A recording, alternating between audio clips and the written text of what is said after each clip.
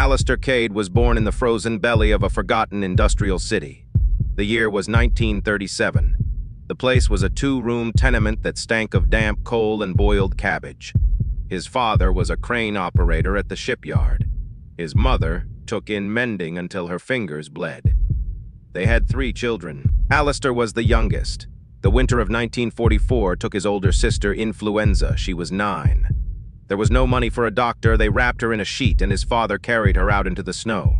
The city council charged a fee for the pauper's grave. His father worked 2 extra shifts to pay it. He came home silent, his clothes smelling of metal and ice. He never spoke of her again. That was the first lesson. Grief is a luxury. The second lesson came in 1949. His father's crane slipped. A steel plate fell 6 stories. It killed 2 men. The company investigation found operator error. No compensation. His mother went to the company offices to plead. They had her removed by security. She came home with a bruised arm and empty eyes. His father sat at the kitchen table for 3 days, staring at the wall. On the 4th morning, he walked down to the river and jumped from the railway bridge. They pulled his body out a week later. The newspaper called it a tragedy of a troubled mind. Alistair stood at the back of the funeral. He was 12. He watched his mother's shoulders shake. He felt nothing but a cold, clear certainty. The world was not unfair. It was simply hungry. It fed on the meek. He decided he would never be food again. He would become the mouth, the hunger itself. That night, he burned his only photograph of his family in the stove. He watched the flames. He felt warm for the first time. At 14, Alistair left school and his broken mother. He slept in warehouse alleys. He learned that locked doors had weak hinges. That night, watchmen could be distracted by a bottle of cheap gin. He began moving things. First, it was scrap copper from deserted factory yards. Then it was crates of rationed goods fallen from lorries. He was caught once at 16. A warehouse foreman named Gerhardt caught him with a sack of coffee beans. Gerhardt did not call the police. He offered a deal. Alistair would become his eyes and ears on the docks. Who was moving what? Which officials were taking bribes? In return, Gerhardt would give him a small cut and protection. Alistair agreed. For 2 years, he delivered information. He learned the intricate map of graft that held the port together. Then he used it. He discovered Gerhardt was skimming from a much larger syndicate. A syndicate run by a man known only as the Assessor. Alistair arranged a meeting. He presented the evidence of Gerhardt's deception neatly documented. He offered his services as a more reliable asset. The Assessor was a quiet man in a good wool coat. He looked at the boy for a long time. Then he nodded. Gerhardt disappeared 3 days later. His body was never found. Alistair took over his roots. He learned that power is not violence. It is the certainty of consequence. It is the shadow that follows a whispered name. He learned to keep secrets like weapons, to trade in favors, not friendship. By 19, he controlled the flow of black market machine parts for half the district. He wore a decent suit. He paid cash for everything. He sent anonymous money orders to his mother once a month. She died not knowing who they were from. He did not attend the funeral. He was negotiating a deal for a shipment of Hungarian steel. The city began to boom in the late 1950s. Reconstruction money flowed. Building permits were gold. Alistair saw his opening. A new zoning law had been passed, designating a swampy tract of riverside land as protected green space. It was worthless. The city planner who championed the law was a moralistic man named Ellsworth. Alistair had a contact in the Geological Survey Office for a substantial bribe. The contact provided him with a confidential report. It stated that the protected land sat atop a vast, unstable peat bog. It was technically sinking, and legally, land deemed geologically unsound could be rezoned by emergency decree. Alistair moved quietly. He used shell companies to buy every parcel of that bogland for pennies. He then anonymously leaked the geological report to a newspaper. A public scandal erupted. Ellsworth was accused of gross incompetence. The green space designation was revoked in a panic. The land was now commercially available, but it was still a bog.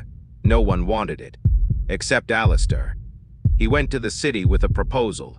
His company would undertake a massive charitable land reclamation project, stabilizing the bog for the public good. All he asked was a long-term lease on the mineral rights beneath it. Desperate to save face, the city agreed. The contract was a masterpiece of obfuscation. The mineral rights clause included all subterranean assets. 6 months into the project, his drill teams hit not rock, but a pressurized aquifer of geothermal brine, scalding hot mineral-rich water.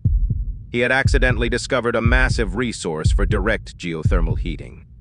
He sold the rights to the city's new utility board. The board was chaired by a man who owed the assessor a very large favor. The price was astronomical. Alistair was 31 years old. His personal share was $19 million. Ellsworth shot himself in his garage. Alistair read the news in the paper. He felt a distant ping, like a stone dropped down a deep well. Then he folded the paper and called his lawyer. The money needed to be moved to Zurich. Money became infrastructure. Then infrastructure became access by 50. Alistair Cade was a citizen of nowhere and a guest of everywhere. He advised a Middle Eastern royal family on securing their oil futures. His fee was not cash. It was a lifetime diplomatic passport. He resolved a territorial dispute between two Asian nations over offshore drilling rights. His compensation was a minority stake in both concessions. He never held a title. He sat on no public boards. His power was spectral. It existed in the hushed conversations before the summit, in the document drafted before the meeting. His luxury was not display, but imposition. A Swiss watch house crafted a single timepiece for him. It told the time in 12 cities where he owned underground bunkers. A legendary Italian automaker built him one car. It had no model name, just a chassis number. Its windows were rated for ballistic attack. Its interior was silent. He drove it once on a private track, then stored it. He built a home inside a mountain in New Zealand.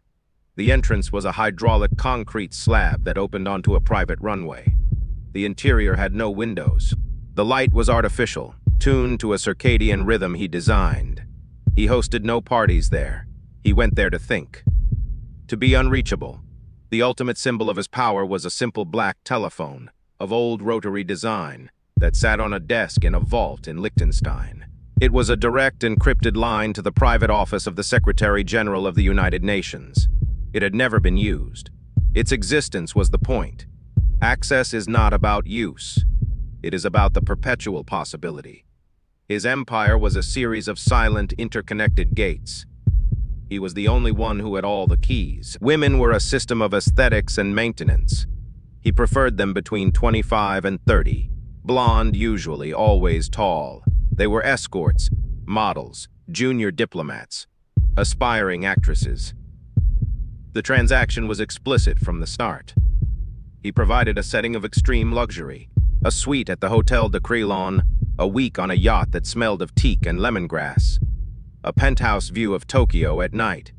He gave gifts of jewelry, never sentimental pieces.